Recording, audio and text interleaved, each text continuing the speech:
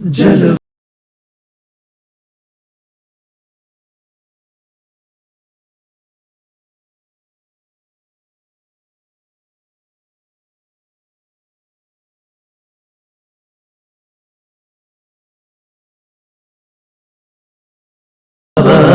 السلام علیکم ورحمۃ اللہ وبرکاتہ۔ بسم اللہ الرحمن الرحیم، والصلاة والسلام علی رسولہ الکریم وعلی آلہ وصحبہ اجمعین۔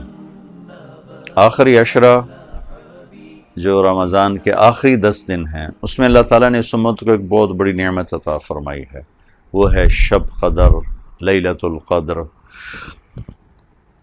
لیلۃ القدر خیر من الف شہر، یہ وہ رات ہے جو 1000 مہینوں سے بہتر ہے۔ تو برابر نہیں، 1000 مہینوں کے برابر نہیں، 1000 مہینوں سے بہتر ہے۔ آپ نے ایک دفعہ ذکر کیا کہ بنو اسرائیل میں 4 انبیاء یا مجاہدین 80 سال اللہ کے راستے میں جہاد کرتے رہے، تو صحابہ غمگین ہو کر کہنے لگے یا رسول اللہ، ہماری تو عمریں بھی 80 سال نہیں ہوتی۔ تو اللہ تعالیٰ نے فوراً یہ صورت اتاری۔ اس امت کو اللہ نے عمر تھوڑی دی ہے اور اعمال بڑے قیمتی دیے۔ پہلی امتوں کی عمریں لمبی تھیں اور عمل اتنے بڑے قیمتی نہیں تھے۔ پہلی امتوں کے لیے ہے من جاء بالحسنۃ فلہ عشر امثالھا، ایک نیکی کرو گے 10 ملیں گی۔ یہ انٹرنیشنل لا ہے، آدم علیہ السلام سے لے کر ہمارے نبی تک۔ جب یہ آیت اتری من جاء بالحسنۃ فلہ عشر امثالھا، تو ہمارے نبی تو رحمت للعالمین ہیں، امت کے لیے سب سے زیادہ رحمت ہیں۔ تو عرض کی یا اللہ زد امتی، یہ تو ساری امتوں کا اپنے قانون مجھے دے دیا، میری امت کے ساتھ کچھ خصوصی معاملہ کیا جائے۔ دوسری آیت آئی من ذا الذی یقرض اللہ قرضا حسنا فیضاعف له اضعافا کثیرا، چلے ہمارے حبیب ہم کئی گنا کر دیتے ہیں، جو ہمیں قرضہ دے گا ہم کئی گنا کر دیں گے۔ کئی گنا میں وضاحت کوئی نہیں تھی کہ کتنا، تو ہمارے نبی نے عرض کی یا اللہ زد امت، یا اللہ تھوڑا اور زیادہ کر دیں۔ تو حبیب اور محب تو پھر اللہ اور اس کے رسول ہیں۔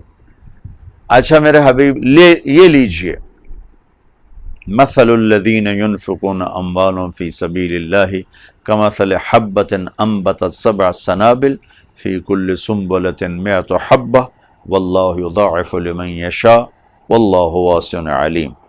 جو آپ کی امت میں ہمارے نام پر 1 روپیہ خرچ کرے گا، ہم 700 لکھیں گے، ان نیکی کو 700 گنا لے جائیں گے۔ اب ٹھیک ہے، سبحان اللہ، رحمت للعالمین، رحمت للامہ۔ آپ نے کہا، آپ نے عرض کی یا اللہ زد امتی، یا اللہ تھوڑا اور زیادہ کر دے، تیرے لیے کیا مشکل۔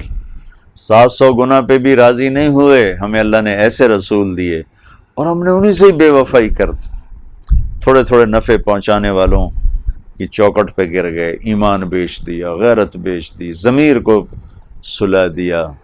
لیکن وہ شفیق نبی جنہوں نے سب کچھ اپنے ہمارے اوپر لٹا دیا، اپنا آپ، اپنی اولاد، اپنی نسل، اپنا گھر، ہر چیز لٹا دی، ہے ان کا کبھی خیال بھی نہیں آیا کہ ان سے بھی تو وفا کرتے۔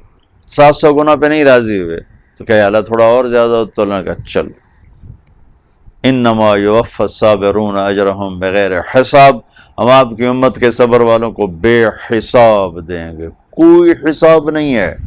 جب اللہ دے گا بے حساب تو اپنی شان کا دے گا۔ حضرت علی رضی اللہ عنہ کے پاس ایک عورت پیالہ لے کر آ گئی، جی مجھے تھوڑا شہد چاہیے۔ وہ سامنے شہد کا بڑا مشکیزہ لٹکا ہوا تھا، تو آگے یہ اٹھا کے اس کو دے دو۔ وہ جب لے کے چلی گئی تو ان کے خادم نے کہا وہ تو پیالہ لے کر آئی تھی، آپ نے پوری مشک اٹھا کے دے دی۔ کہ وہ اپنی شان کا مانگنے آئی تھی، میں نے اپنی شان کا دے دیا، تو یہی میرا اللہ کرے گا۔ تو اللہ نے اس امت کے اجر بڑھائے، ٹائم تھوڑا ہے کام کرنے کا، اجر بہت زیادہ کر دیا ہے۔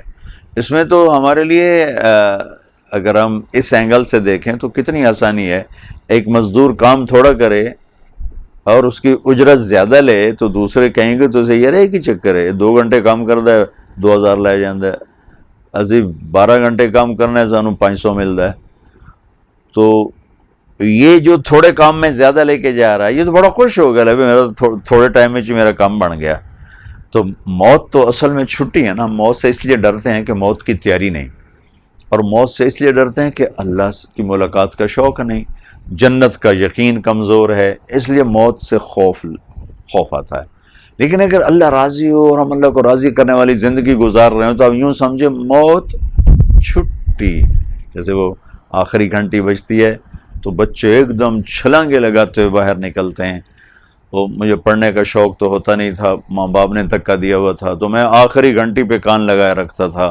हमारे सेंट्रल मॉडल स्कूल का बाबा खुशी मोहम्मद होता था, वो जब आखिरी घंटा आखिरी वो मारता था ना, उस पर वो घंटी लगी होती थी, उस पर आकर वो ऐसे हथौड़ा मारता था लकड़ी का, टन। तो मैं नारा लगाता छुट्टी, क्योंकि मैं तो इंतज़ार कर रहा होता था, मुझे नहीं पता टीचर क्या कह रहा है, लड़के क्या लिख रहे हैं। मेरे कान लगे होते थे कि चाचे खुशी है, घंटा किस लिए बजावना है। वो यार टन होते मिला वे छुट्टी हो गई। अगर अल्लाह हमसे राज़ी है ना तो मौत छुट्टी है, और अल्लाह की मुलाकात है, अल्लाह के नबी की मुलाकात है। अल्लाह में ऐसी ज़िंदगी नसीब फरमा दे। टाइम थोड़ा, अजर ज़्यादा। पहली उम्मतों का टाइम बहुत ज़्यादा, अजर बहुत थोड़ा। 200 साल की ज़िंदगी, अजर थोड़ा। यहाँ 80 साल की ज़िंदगी, 50, 60, 70 साल की ज़िंदगी बेहिसाब अल्लाह ताला नसीब फरमा रहे हैं। ये भी हमें अपने नबी की तुफ़ैल शब कदर मिली, लैलतुल क़द्र। एक रात 80 साल की इबादत से बेहतर। पहली उम्मतें 80 साल इबादत करके जहाँ पहुँचेंगी, ये उम्मत एक रात गुजार के वहाँ से आगे चली जाएगी। तो इस रात को ज़ाया ना होने दें।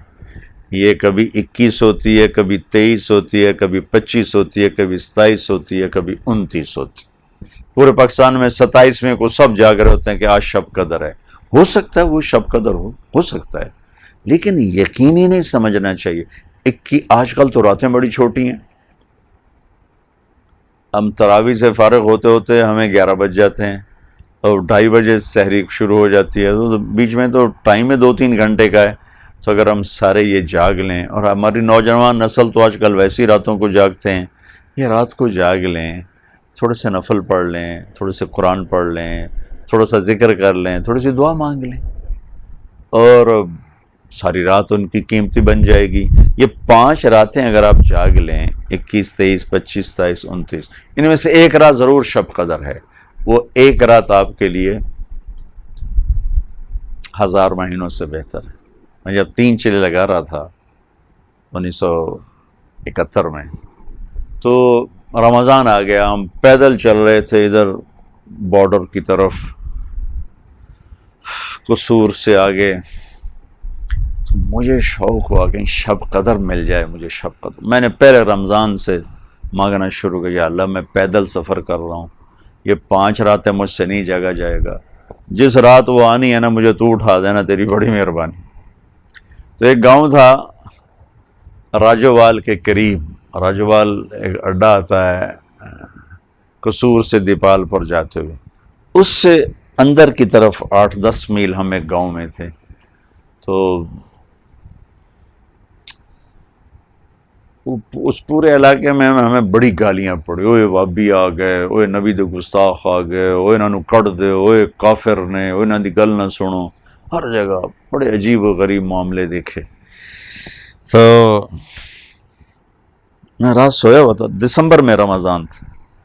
ठीक 12 बजे किसी ने मेरी रज़ाई ऊपर से खींची और मुझे उठा के बैठा दी। मैं यूँ होके बैठा, रज़ाई वो हो गई, मैं ऐसे। मैं क्या, मैंने क्या उठाया? मैं इधर उधर देखा, सारे सोए पड़े। मैं क्या, ये मेरे साथ क्या हुआ है, मुझे किसने उठा दिया?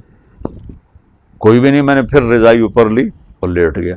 जो मैंने सराहने में सर रखा, मुझे याद आज तो 21 की रात है, तो मुझे करंट लगा।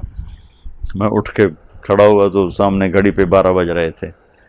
तो मुझे नहीं पता कि वो शब कदर थी या मेरी वो दुआ की कबूलियत थी, लेकिन जो मैं पिछले दिनों मांगता चला आया कि या अल्लाह मुझे बस शब कदर में उठा देना।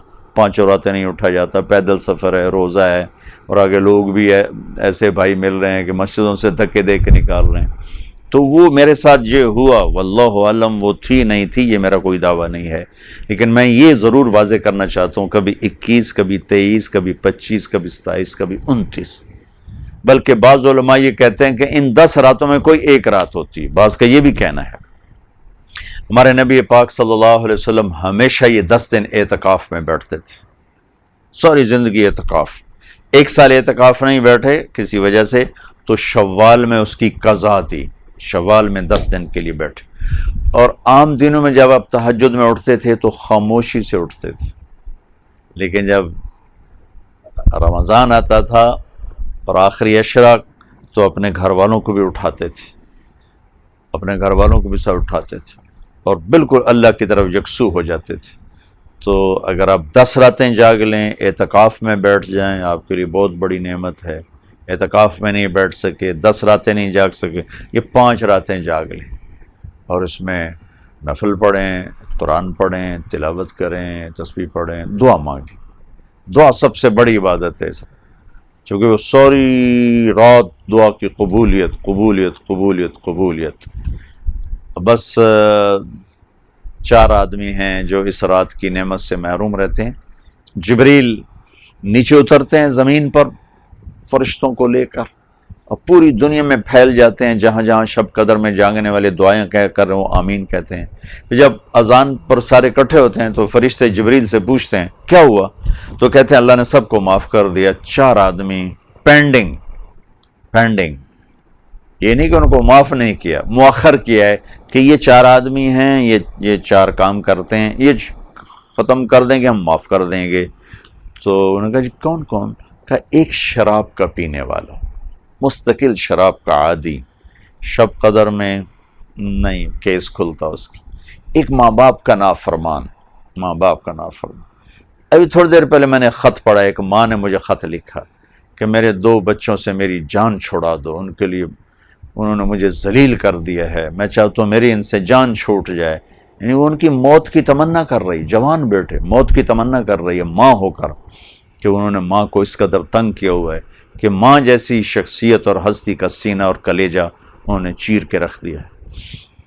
تو فرمایا ایک ماں باپ کا نافرمان بخشش نہیں ہوتی۔ تیسرا رشتہ داروں سے لڑائی جھگڑا کرنے والا، جو میں نے پہلے ایک ریکارڈ کروایا ہے کہ جھگڑے نہ کرو، لڑائی نہ کرو۔ رشتہ داروں سے بات پہ لڑنے والا، ایک اس کی بخشش نہیں ہوتی۔ اور ایک دل میں کینہ رکھنے والا، کینہ کسے کہتے ہیں کہ میں آپ سے نفرت بھی کرتا ہوں اور آپ کو نقصان بھی پہنچانا چاہتا ہوں، اور اس کے کوئی نہ کوئی میں ہیلے بہانے تلاش کر رہا ہوں کہ کیسے آپ کو نقصان پہنچاؤں، اس کو کینہ کہتے ہیں۔ تو یہ 4 آدمی کو چھوڑ کر باقی سب کی بخشش کا اعلان ہو جاتا ہے، اور ان 4 کے لیے یہ نہیں کہا جاتا کہ ان کی بخشش نہیں ہوگی، یہ کہا جاتا ہے اگر یہ توبہ کر لیں گے تو ان کو بھی معاف کر دیں گے۔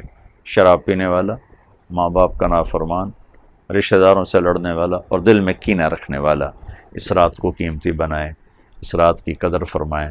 اور پھر عید کی رات بھی بڑی قیمتی رات ہے، اس رات اللہ کا اعلان ہو رہا ہے کہ جنہوں نے میرے خاطر بھوک برداشت کی، رات کو نماز پڑھی، میں نے سب کو معاف کر دی۔ تو یہ اس آخری عشرے کے لیے میں یہ تھوڑا سا وقت ہے، اگر اللہ دے تو ضرور اٹھیں۔ اعتکاف میں بیٹھنے والوں کے لیے ایک فضیلت ہے، وہ سوئے بھی ہوں گے تو ان کے لیے نوافل کا، عبادت کا اجر لکھا جا رہا ہوگا۔ باقی میں گھر میں سوؤں گا تو سونے کی بات ہے، نفل پڑھوں گا تو نفل لکھے جائیں گے، لیکن اعتکاف میں بیٹھنے والا یا بیٹھنے والی عورتیں گھر میں اعتکاف بیٹھ سکتی ہیں، ایک کمرہ مخصوص کر لیں تو وہ سو بھی جائیں گی تو ان کے لیے نیک عبادت کا اجر لکھا جائے گا۔ اللہ ہمیں شب قدر کو ڈھونڈنے کی توفیق دے اور اس کی رحمتیں برکتیں اللہ تعالی ہمیں نصیب فرمائے۔ السلام علیکم۔